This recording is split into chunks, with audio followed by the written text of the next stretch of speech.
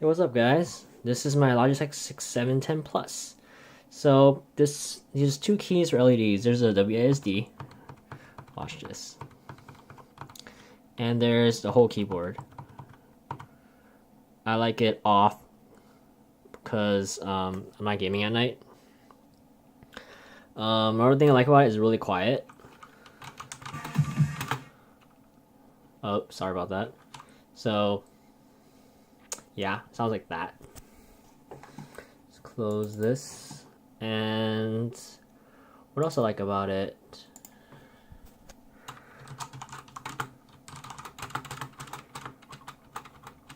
Keyboard doesn't rattle. That's really good. So this is pretty good. It uses two USB ports. It has macro keys, which I don't use. And yeah, the thing I don't like about this that much is the spacebar doesn't feel as good as the Razer, and it doesn't have a good tactile bump return like a orange or green switch. I like how like it gives that feedback.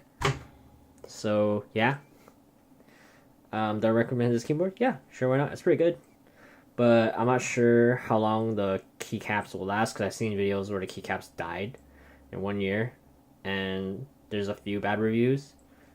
We'll see how long this will last, but supposedly Logitech is like bulletproof. It lasts for 10 plus years. Hopefully it will do that.